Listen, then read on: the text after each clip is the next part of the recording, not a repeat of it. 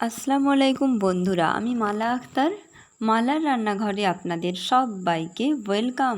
আশা করি আপনারা ভালো আছেন। আজকে আমি ঘরে থাকা সামান্য কিছু উপকরণ দিয়ে দারুণ স্বাদের একটা মিষ্টির রেসিপি আপনাদের দেখাবো।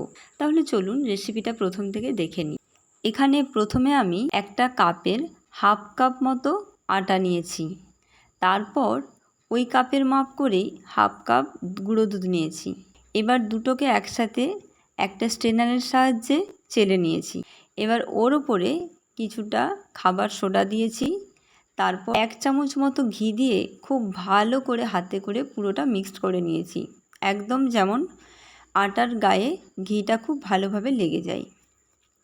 এবার ভালোভাবে মিক্সড করা হয়ে গেলে একটা কাপে করে কিছুটা দুধ নিয়ে তার থেকে 1 চামচ করে দিয়ে পুরো আটাটাকে সুন্দর করে মাখতে হবে।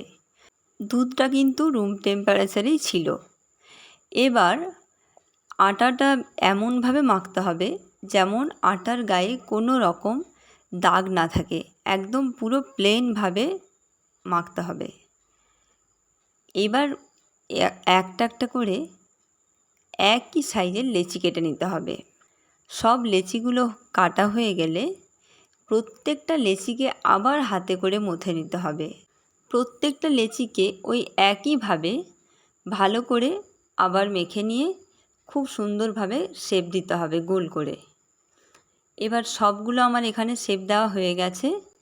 এইবার একটা কড়াইতে কিছুটা সাদা তেল নিয়ে, তেলটা খুব একটা গরম করা চলবে না, জাস্ট কড়াইয়ে দেওয়ার পর যেই মাত্র একটু গরম হবে তখন একে একে সব মিষ্টির গোলাগুলো ছেড়ে দিতে হবে। এবার মিষ্টিগুলো উল্টে পাল্টিয়ে খুব ভালো করে ভেজে নিতে হবে। আপনারা ভিডিওটাকে কোথা থেকে দেখছেন কমেন্টে জানাবেন, আর সবশেষে একটা ছোট্ট করে লাইক করবেন। এবার আমার সব মিষ্টিগুলো প্রায় ভাজা হয়ে গেছে। এবার মিষ্টিগুলো এক এক করে ছেঁকে তুলে নেব। আপনারা যারা চ্যানেলটিতে নতুন তাদের কাছে অনুরোধ রইল চ্যানেলটিতে সাবস্ক্রাইব করে অল নোটিফিকেশান প্রেস করে রাখুন, যাতে করে আমার সমস্ত ভিডিওর আপলোডের নোটিফিকেশান আপনাদের ফোনে পৌঁছে যায়। এবার আমাকে মিষ্টির রসটা বানাতে হবে। তার জন্য একটা জায়গাতে 1 কাপ মতো চিনি নিয়েছি আর 1.5 কাপ মতো জল নিয়েছি। এবার তাতে 2টো এলাচকে ফাটিয়ে দিয়েছি। দিয়ে জলটা খুব ভালোভাবে যখন ফুটে আসবে তারপরও আরও 2 থেকে 3 মিনিট ফুটাবো।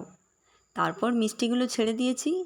এবার মিষ্টিগুলো দেওয়ার পর 2 মিনিট মতো জাল দিয়ে গ্যাসের ফ্লেমটা অফ করে ঢাকা দিয়ে 2.5 ঘন্টার মতো রেস্টে রেখেছিলাম। আজকে তাহলে এই পর্যন্তই। আবার আসবো অন্য কোনো দিন নতুন কোনো ফ্লেভারের রান্না নিয়ে। ততক্ষণে সবাই সুস্থ থাকবেন, ভালো থাকবেন। ধন্যবাদ।